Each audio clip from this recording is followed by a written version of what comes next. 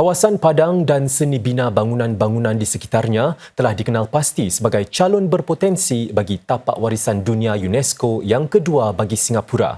Dikenali secara kumpulan sebagai Kelompok Sivik Padang, ia telah diletakkan dalam senarai sementara negara yang membuka jalan bagi pencalonan tersebut. Menurut Lembaga Warisan Negara NHB, kawasan itu merakamkan satu peringkat penting dalam sejarah manusia, iaitu salah satu syarat untuk dicalonkan sebagai tapak warisan dunia. Kawasan Padang merupakan contoh dataran sivik era penjajahan Britain di kawasan tropika. Ia juga menyaksikan peralihan Singapura daripada sebuah bandar penjajah kepada negara yang merdeka selepas Perang Dunia Kedua. NHB menambah, Padang juga menjalani pemuliharaan bertahap tinggi setelah diwartakan sebagai monumen negara pada Ogos tahun lalu. Seterusnya, kelompok bangunan sivik di Padang perlu melalui satu penilaian awal pada tahun ini yang merupakan sebahagian daripada proses bagi menentukan pencalonannya nanti.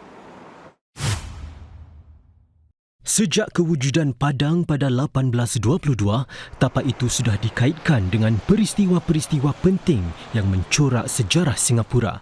Ini termasuk simbol kuasa penjajahan Barat, kemusnahan akibat rusuhan kaum dan upacara angkat sumpah Allahyarham Encik Yusof Ishak sebagai Yang di-Pertuan Negara yang pertama.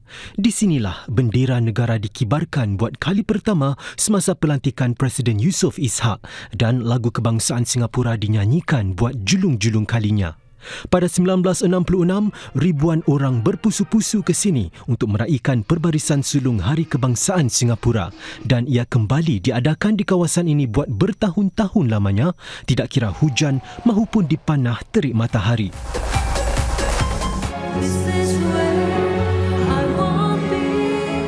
Detik-detik bersejarah itu antara yang menjadikan Padang sangat bermakna buat Singapura. Kebun bunga Singapura adalah tapak warisan dunia UNESCO yang pertama di sini. UNESCO menyatakan kebun ini membuktikan bagaimana ia terus berubah sejak dibuka pada 1859. Malaya disifatkan sebagai satu institusi saintifik bertaraf dunia yang digunakan untuk pemeliharaan dan pendidikan. Tapak seluas 82 hektar ini juga mempunyai kebun orkid negara yang menempatkan koleksi terbesar bunga itu di dunia. Ini selain menempatkan kebun pertama di Asia khusus untuk kanak-kanak. Sejak menjadi tapak warisan dunia UNESCO pada 2015, jumlah pengunjung tempatan dan antarabangsa turut meningkat. Perniagaan di sini juga semakin rancak dengan sekurang-kurangnya sebuah restoran menyaksikan peningkatan 3 kali ganda jumlah pelanggannya. Kebun bunga Singapura baru-baru ini menambah kawasan 8 hektar kepada Gallop Extension untuk menampung lebih ramai pengunjung. Dan kebun bunga Singapura kekal sebagai satu-satunya kebun bunga tropika dan yang pertama dilindungi sebagai tapak warisan dunia UNESCO. Sempena Hari Ginjal Sedunia, lebih ramai orang digesa agar menjalani pemeriksaan ginjal. Ini memandangkan jumlah kes kerosakan organ itu terus meningkat di Singapura dengan lebih 300,000 penduduk mengalami penyakit ginjal yang kronik. Yayasan Buah Pinggang Kebangsaan NKF memberi amaran mungkin terdapat lebih banyak kes penyakit ginjal yang belum dikesan. Bagi Encik Mark Peter, 28 tahun, pemeriksaan buah pinggang kini menjadi acara tahunan.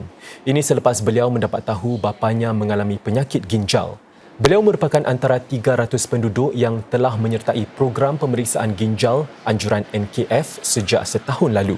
Yayasan tersebut menggesa agar lebih ramai tampil ke depan untuk menyertai program tersebut, terutama mereka yang berisiko tinggi, umpamanya para pesakit kencing manis. NKF berharap dapat bekerjasama dengan pemerintah untuk menjadikan pemeriksaan ginjal antara tunjang utama program pemeriksaan nasional. Sementara itu, NKF akan terus bekerja rapat dengan pihak hospital dan klinik-klinik tempatan untuk menyebarkan kesedaran tentang pemeriksaan ginjal. Singapura mahu menjadi rakan kerja yang boleh dipercayai semua dalam dunia yang semakin berpecah belah. Menteri Pendidikan Chan Chun Sing berkata, terdapat peluang yang boleh diraih jika Singapura membina kepercayaan bukan saja dengan Amerika Syarikat dan China tetapi dengan semua pihak. Bercakap semasa satu persidangan pelaburan hari ini, Encik Chan menambah, negara-negara lain boleh memainkan peranan yang membina di tengah-tengah ketegangan yang berlarutan antara Amerika dengan China. It is in the interest of the two-thirds of the world, including all the big businesses and investors, to make this clear that your preference, our preference, is for a more integrated world and not a fractured world. A world that is underpinned by interdependence, a world that is underpinned by a set of rules that are open, inclusive and predictable. Encik Chan turut menyentuh tentang krisis COVID-19. Beliau berkata dengan memastikan sistem-sistem Singapura terbuka semasa pandemik membantu negara ini membina reputasinya sebagai rakan kerja yang diyakini dan berprinsip. Ia juga membenarkan semua rakan kerjanya untuk memenuhi tanggungjawab komersil dan antarabangsa. Selain itu, Encik Chan berkata sedang teknologi dan model-model perniagaan berkembang, peraturan-peraturan Singapura juga mestilah progresif supaya ia kekal berdaya saing. Bercakap di persidangan yang sama, Pengarah Urusan Penguasa Kewangan Singapura MAS, Ravi Menon, memberi amaran tentang lebih banyak kenaikan kadar faedah global pada masa depan. Ini meskipun selepas bank-bank pusat di seluruh dunia telah memperlahankan rentak mengetatkan dasarnya. Encik Menon juga menarik perhatian inflasi masih jauh daripada sasaran. Menurut Encik Menon lagi, bank-bank pusat menghadapi cabaran untuk menurunkan inflasi tanpa menjejas pertumbuhan atau kestabilan kewangan. Namun beliau berkata betapa pantas ia berlaku juga bergantung kepada pasaran buruh. Encik Menon juga menarik perhatian kekurangan tenaga kerja yang berterusan bermakna harga dan gaji akan menjadi lebih tinggi. Ini sebaliknya akan memberikan tekanan kepada bank-bank pusat untuk menaikkan kadar faedah lebih lanjut pada tahun ini. Encik Menon juga merujuk kepada faktor-faktor lain yang mungkin mempengaruhi naik turun kadar faedah. Ini termasuk rentak pembukaan semula China serta harga makanan dan tenaga yang lebih tinggi. Presiden Romania Klaus Werner Iohannis akan mengadakan lawatan rasmi 4 hari ke Singapura atas undangan Presiden Halimah Yacob. Lawatan itu juga sempena ulang tahun ke-55 hubungan diplomatik antara kedua-dua negara. Presiden Iohannis diiringi wanita pertama Carmen Iohannis dan para pegawai kanan Romania. Beliau akan disambut dalam satu upacara beristiadat di istana esok. Presiden Iohannis dijadual bertemu dengan Presiden Halimah dan Perdana Menteri Lee Hsien Loong. Sebagai pengiktirafan, sejenis bunga orkid hibrid juga akan dinamakan atas nama Presiden Romania itu dan isterinya. Mereka juga bakal menghadiri satu majlis jamuan negara.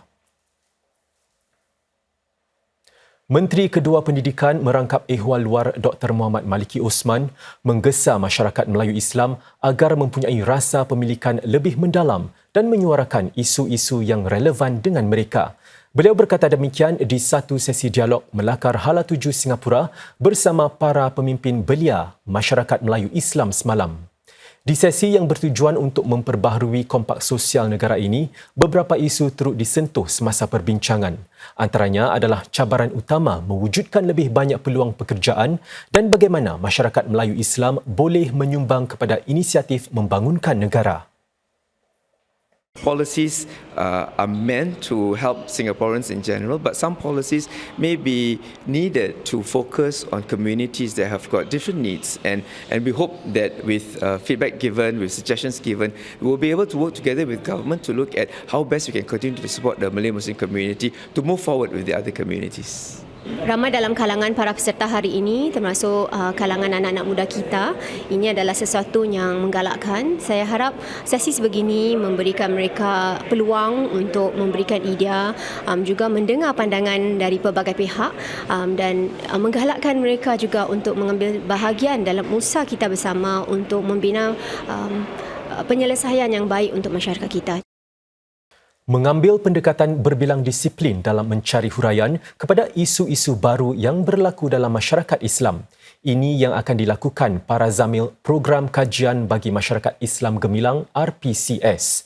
Mereka akan dilengkapi dengan peluang latihan penyelidikan di samping menerima bimbingan daripada para pakar akademik tempatan dan antarabangsa.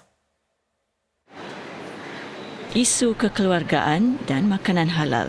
Huraian kepada hal-hal semasa ini memerlukan asatizah menguasai gabungan ilmu agama dan sains sosial yang lain. Ustazah Dr. Siti Alaniah menyambut baik usaha terbaru MUIS untuk melengkapi zamil RPCS sepertinya dengan ilmu berbilang disiplin itu. Dalam melakukan kajiannya mengenai konsep keluarga, beliau juga akan menerima bimbingan daripada para pakar akademik tempatan dan antarabangsa. Ini supaya huraian bagi persoalan agama berkaitan keluarga relevan dan menepati keperluan masyarakat tempatan pada masa kini. Yang pastinya ialah untuk melihat perbezaan antara makna keluarga itu dari sudut perspektif Islam dan juga mungkin disiplin ataupun ilmu lain seperti sosiologi ataupun perspektif psikologi ataupun perspektif undang-undang sebagai contoh. Dan ini sangat berkait dengan mungkin isu-isu yang telah kita bincangkan ataupun yang sedang dibincangkan seperti isu nafkah, isu aurat keluarga angkat dan juga mungkin tentang anak luar nikah dan sebagainya.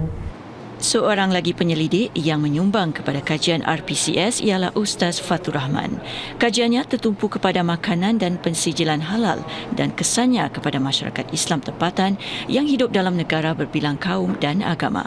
Kajian beliau dan para zamil lain akan dimuat naik ke repository digital yang akan dibangunkan oleh MUIS menjelang hujung tahun ini.